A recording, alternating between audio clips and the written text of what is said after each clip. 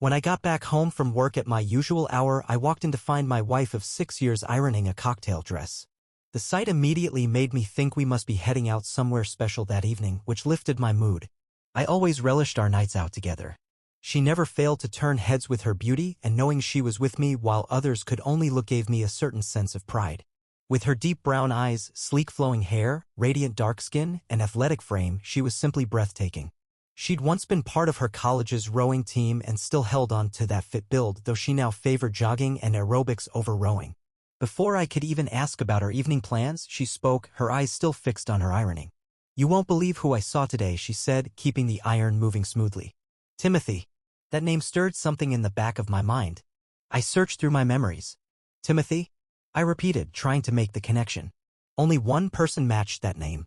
"You mean, your high school boyfriend?" "Yes, that Timothy. Can you believe it? After all this time, he just appeared out of nowhere." Back in high school, Timothy had been her boyfriend during her final 2 years. I'd never met him, our paths didn't cross until college. But I knew plenty about their relationship. She'd often described how close they were, claiming they only ended things because they went to different universities across the country. When she and I met during our college orientation, we bonded instantly, but she wasn't ready to date yet. By the end of that year, though, she agreed to be more than friends. That summer, she went back to her hometown and I spent a few days visiting. Her large, traditional Mexican family welcomed me warmly, me, the Italian-looking white guy. Still, a small part of me always wondered if Timothy had reappeared during that summer visit. Neither of us mentioned him, so I assumed he was a closed chapter. "So where did you bump into him?" I asked, doing my best to sound casual. "In my office lobby," she answered. I was returning from lunch, and there he was. At first, I wasn't sure it was really him, but he recognized me instantly. Turns out he's now a pharmaceutical rep who stops by our building every other Wednesday to meet with doctors. Isn't that just wild? "Yeah, wild," I said, trying to echo her excitement, though her animated tone felt a little too enthusiastic. "I mean, what are the chances of that happening? Just randomly running into each other like that," she went on. "Anyway, we're having dinner tonight to catch up." That cleared up the mystery of the cocktail dress. Still, I felt a little let down. I thought it was going to be a night out for the two of us. I didn't particularly like the idea of someone else tagging along, but if it was a meaningful reunion, I could play along for her sake. "Oh, all right," I said. "When should I be ready?" She paused mid-iron and turned toward me, her expression surprised. "Oh no, sweetie. I didn't mean us. Just me and him." A cold weight settled in my gut. "Just you and Timothy? Why not include me? Why wouldn't you want me there?" He asked me to have dinner and catch up, and I said yes. "We'll just be reminiscing, talking about the past." I didn't want to make it awkward by worrying about how you'd feel or if you'd be uncomfortable. I just want to have an open conversation. Besides, you'd probably be bored. You know I only love you, right? "Becky, this just doesn't feel appropriate. You're a married woman going out alone with another man, an ex-boyfriend, no less. Even if nothing happens, think about how that looks. What if someone we know sees you two together?" "It's not a date," she said sharply. "It's just two old friends getting dinner. I can't believe you're making such a fuss about it." She placed the iron down and examined her dress closely. "If it's just a friendly dinner," I asked, "why go for one of your fancy cocktail dresses? You know exactly the kind of reaction that dress gets." "I like dressing up when I go out," she shot back. "It doesn't mean anything more. You're acting like you don't trust me." "This isn't about trust," I told her. "It's about respect. Think about how you'd react if I told you I was having dinner alone with one of my exes and that you weren't invited." "I'd be fine with it," she answered quickly, "because I trust you and believe you love me." But I didn't buy that. "Becky, this is not okay with me.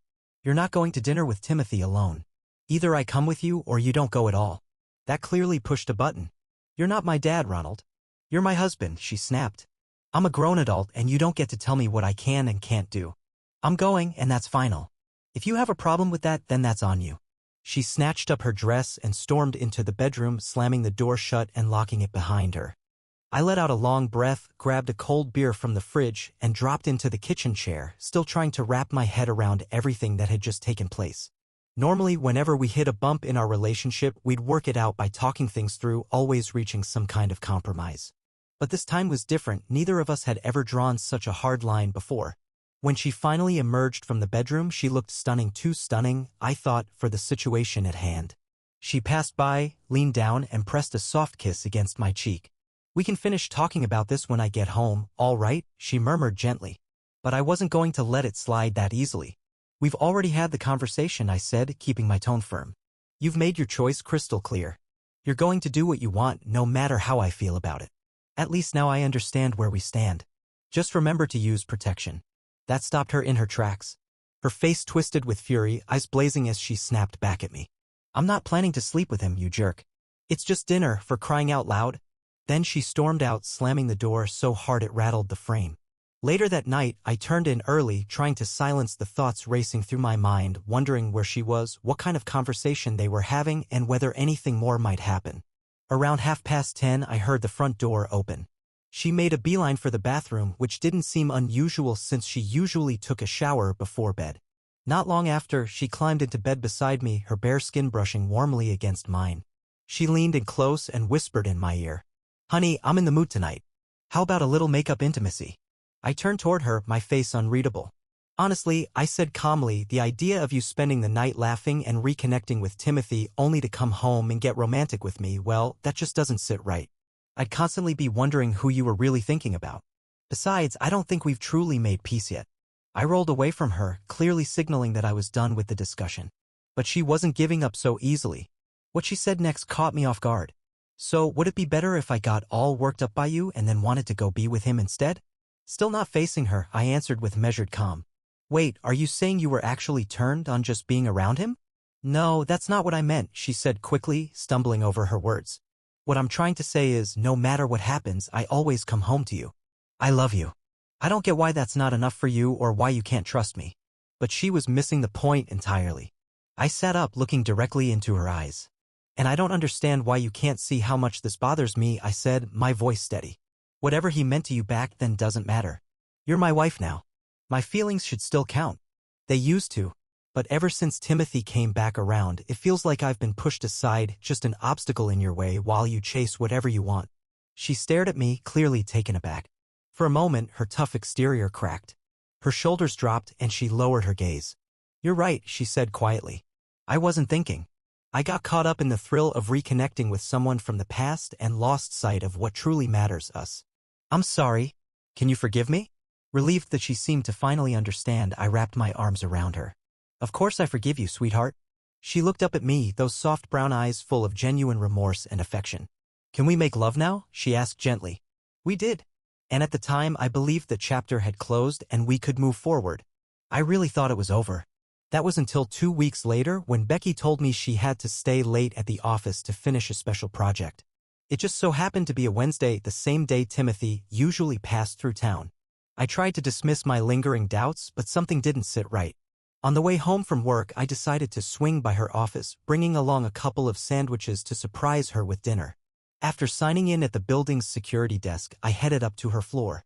Becky had been working in the front office of a large insurance company for more than 3 years, and this was the first time she'd ever mentioned staying late.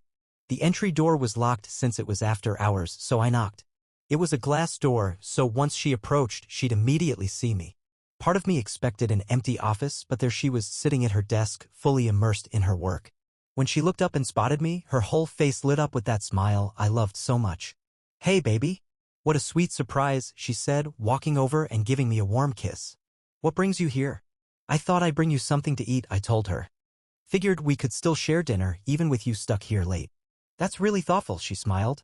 "Let's eat, but let's keep it quick. The more time I take off, the longer I'll be here tonight."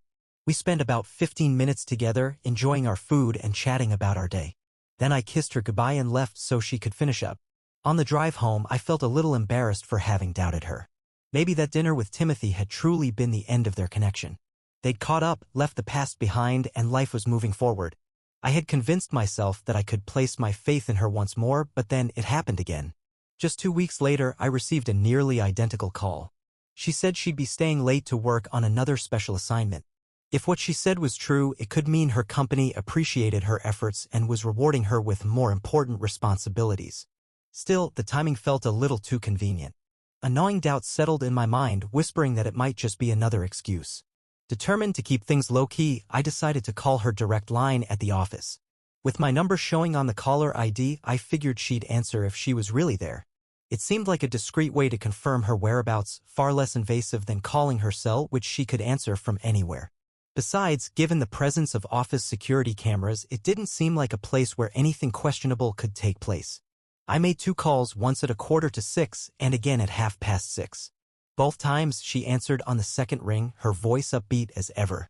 A quick exchange of affection, a warm, "I love you" and "I miss you" was enough to soothe the tension that had built up inside me.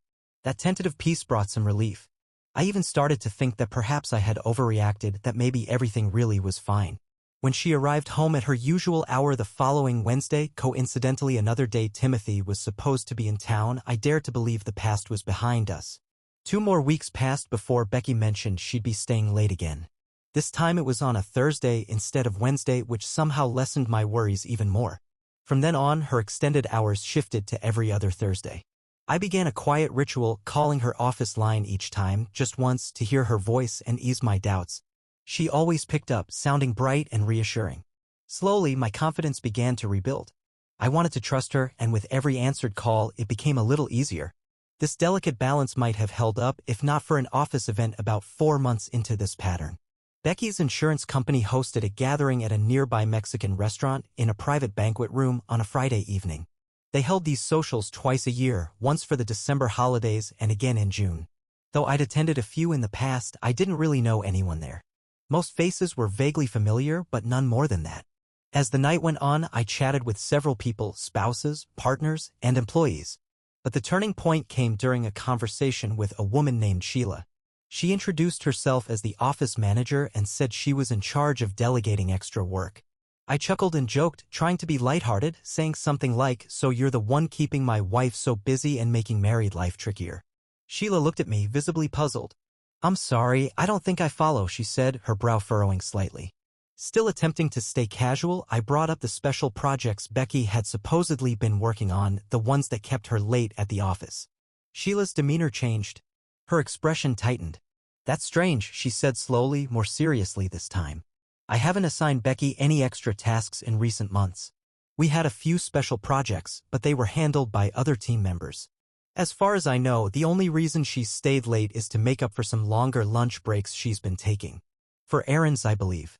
The floor seemed to shift beneath me. I offered a clumsy laugh, muttered something vague to cover my discomfort, but the weight in my gut was undeniable. I had taken Becky's word for it, trusted her without question as one should in a committed relationship. But now it felt like the trust had been misplaced. I hadn't thought twice about her staying late being linked to those long lunches. The shift from Wednesdays to Thursdays suddenly looked strategic. Maybe Timothy had adjusted his own plans. Maybe they'd figured out I was calling and decided to throw me off. Or maybe it was just chance. But the pieces were beginning to align. All that remained was evidence. So when the next alternate Thursday came around, I borrowed a friend's vehicle and parked discreetly outside her office building just after noon. I waited, my heart pounding, until I saw her come out through the front doors. She was holding hands with a man I guessed to be Timothy. They looked carefree, walking side by side toward the parking lot as if they had nothing to hide. I snapped a few pictures as they moved away. Their ease with each other startled me. Surely someone could have seen them. Her coworkers might not know me well, but surely they'd recognize that the man by her side wasn't her husband. They got into a Ford Taurus and slipped into the flow of traffic. I followed at a distance, the congestion working to my advantage by keeping me hidden. Eventually, they turned into the lot of a Super 8 motel, having taken a route that clearly avoided returning to the office. It looked like this had been arranged ahead of time. I parked farther away to avoid being seen and continued taking photos. He led her to a room, opened the door, and as they stood in the entrance, Becky leaned in and kissed him deeply. My stomach twisted as I noticed that she still wore the wedding rings I had given her. A bitter thought crept into my mind. Did he find it thrilling that she kept them on during their time together? As I waited, I busied myself with a few calls, one to set up a consultation with a lawyer, another to let my office know I'd be out for a few days. But mostly, I just sat still, the minutes dragging by. Then, just after 2:30, the hotel door opened. I quickly snapped a few more photos as Becky stepped out, tugging at her wrinkled clothes and running her fingers through her tangled hair. There was no doubt about what had just happened. That was all the proof I needed. I tucked the camera away and headed back to our place. A strange calm washed over me. I was relieved we hadn't bought a house or started a family. Our separation would be uncomplicated. We had only our vehicles and some shared savings, both simple enough to divide. Not long after, she called to say she'd be working late again, tied up with another project. I played along, saying that was perfectly fine. I didn't try to reach out that evening, it felt pointless, but she noticed my silence. Later, she asked why I hadn't called. You always check in when I work late, just to say you love me. What's going on? She wondered aloud. Thinking fast, I offered an excuse. Sorry, sweetheart. I was out in the garage working on something and didn't realize how late it had gotten. By the time I looked at the clock, I figured you were already on your way home. I promise it won't happen again. Hopefully, these late nights will ease up soon. She paused. I think they will, she said softly. And if not, I'll ask them to assign someone else. I had already decided next time would be the last. The financial arrangements were set and I had gathered everything I needed. There was no need to follow her again. So when she claimed she'd be staying late once more, it didn't catch me off guard. I grabbed some dinner on the way home, though I could barely taste a thing. Then I began to pack. I had a couple of hours before Becky returned and my belongings were minimal, just clothes and personal items. Everything else in the apartment, from the kitchenware to the decor, was her choice, bland, store-bought, impersonal. I had no desire to take any of it with me. I gave her one last call, pretending everything was normal. By the time she walked through the door at 7:25, I had packed up and loaded my things into the car. Becky stepped inside cheerfully, setting her bag down. Hey, baby, she said warmly. How was your day? She leaned in for a kiss, but I took a step back. We need to talk, Becky, I said firmly. Okay, just let me put these down first. She looked puzzled but complied. We sat across from each other at the kitchen table, a spot once filled with laughter, dinners, and weekend plans. She smiled at me, completely unaware of what was about to come. It was as if we were about to have a casual conversation about redecorating the living room. She had no idea how deep this conversation would cut. You've been working late a lot lately. How are those projects going? I asked calmly. Good, really good actually. They seem happy with what I've done so far. I think it might open up new opportunities for me, she replied enthusiastically. Tell me more about them, I said, narrowing my eyes. What? She asked, clearly caught off guard. The projects. Go ahead, tell me exactly what you've been working on, I repeated, leaning in closer. Oh, just running some analytics on different trends, comparing rates and patterns in certain regions, she stammered. I'm glad it's going well. Is there anything else you'd like to tell me? I asked, giving her one last chance. I love you, but you already know that, she said with a nervous smile. I thought I did until I found out about you and Timothy, I said quietly. She let out a long breath, visibly frustrated. This again, Ronald? Seriously? I've told you nothing happened with him. I haven't even seen him in months. Months, huh? Are you sure about that? I asked pointedly. Yes, Ronald. I'm absolutely sure. But the concern in her expression betrayed her words. Then maybe you can tell me who this guy is, I said, sliding the photos across the table. On top was the one of her stumbling out of the hotel room. Her face dropped. Then I placed the divorce papers in front of her. No, Ronald, please. It didn't mean anything. Can't we just work through this? Counseling, whatever you want, she pleaded desperately. No, Becky. I told you from the very beginning cheating was a line that couldn't be crossed. I meant that. You're my wife, and in the past few months, I wasn't even the last person you were with. And you kept lying, even as I confronted you with the truth. You've shown nothing but disregard for me and for our marriage. There's no salvaging this. I really thought we had something worth fighting for.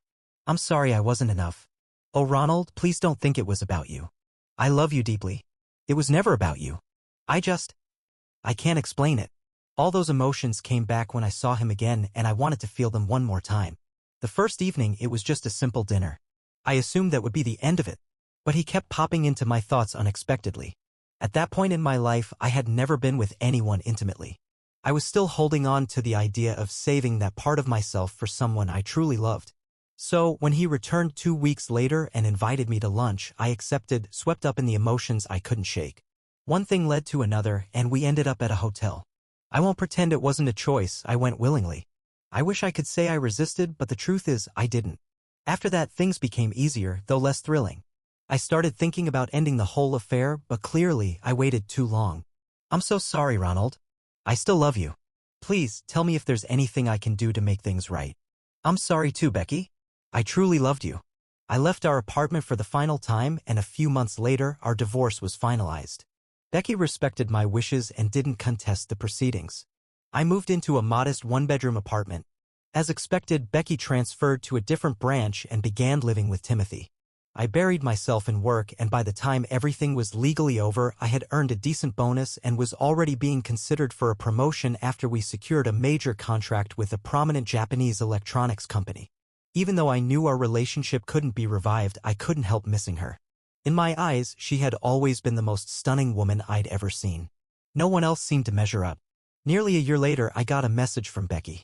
She was in town and wanted to meet for a drink. We decided on a small, cozy bar near my apartment. That evening, as soon as I walked in, I noticed she had slimmed down.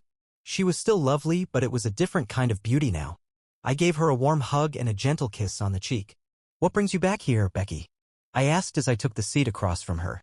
I ordered a Coke as I never developed a liking for alcohol, but I also surprised her by ordering a strawberry daiquiri. She noticed immediately.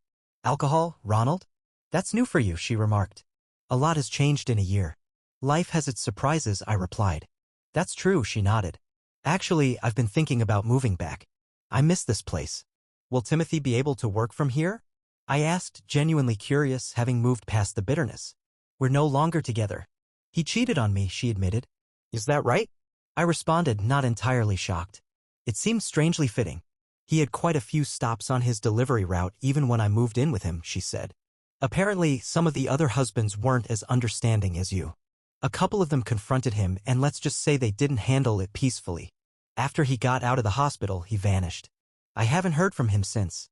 She didn't seem particularly torn up about it. Couldn't have happened to a more deserving person, I thought. "So, are you looking to get your old job back here?" I asked. "I'm considering it, but it all depends on whether I can work something out first," she said with a smile I used to find impossible to resist. But time had changed things. "And what is it you're trying to arrange, Becky?" I asked, already guessing the answer. "Ronald, I know I made a mistake. I chased an illusion of someone who probably never really existed. We had something good, and I never stopped loving you. I've changed. I've learned. Do you think there's any chance for us?" Just then, a blur of motion caught my eye. A tall blonde in a knee-length blue dress headed directly toward our table. She set her purse down, leaned in, and kissed me softly on the cheek. "Hey baby, sorry I'm late. My meeting dragged on longer than expected. Is this my drink?" Without waiting for a reply, she grabbed the daiquiri and took a generous sip. "I saw your message. Is everything sorted out?" "Not completely, but I've done enough for today. Now I'm just ready to enjoy my evening," she said, smiling. I made the introductions. "Renee, this is Becky, my ex-wife." "Becky, meet Renee, my girlfriend." "It's really nice to finally meet you," Renee said, her voice warm. "Ronald told me you were visiting and that we'd be having a drink. I've heard quite a bit about you." "Hopefully some of it was good," Becky said with a small smile. "Almost all of it," Renee replied. "He speaks very kindly of you." "Well, aside from the tough months at the end, but that's understandable." I noticed Becky's eyes begin to shimmer with tears. "He's a wonderful man," she said, her voice thick with emotion. "Hold on to him. Be wiser than I was." "I plan to. We've already picked our wedding date," Renee responded, proudly holding up her hand to show off her engagement ring. Becky's eyes followed the sparkle of the ring, and I could see her spirit sink slightly. "Congratulations. That's wonderful news." "I'm happy for you," she said in a soft voice. With a touch of sympathy in her tone, Renee asked, "You were hoping to win him back, weren't you?" Becky let out a deep sigh. "I was. I believed that with enough time and distance behind us, perhaps we could give our relationship another shot. What I didn't expect was to find out you were not only dating someone else, Ronald, but actually engaged. I had hoped you might still consider giving us one more try, but it looks like my chances have run out. I should probably leave now." Renee reached out gently, resting her hand on Becky's arm. "I really wish you wouldn't go," she said with sincerity. "Honestly, I've been looking forward to getting to know you a bit better." Becky's expression shifted to confusion. "Why? Why would you want to get closer to your fiancé's ex-wife?" "You were an important part of his life for many years," Renee replied. "You helped shape who he is, the man I came to love. It only makes sense to want to know someone who played such a major role in his journey. Maybe we could even become friends. Although," she added with a playful but firm tone, "I'm never going to let the two of you hang out alone." "That's just smart thinking." Becky let out a short laugh. "Right? Someone once gave me that same advice, don't let your partner be alone with their ex. Too bad she didn't take it seriously when I said it to her." As time passed, life began to settle into a pace that felt calm and genuine.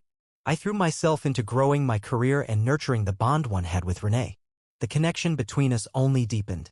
Her kindness, her easy humor, and the way she simply understood me helped to mend the wounds I'd been carrying. I never imagined I'd meet someone who could bring back that sense of wholeness, but she did.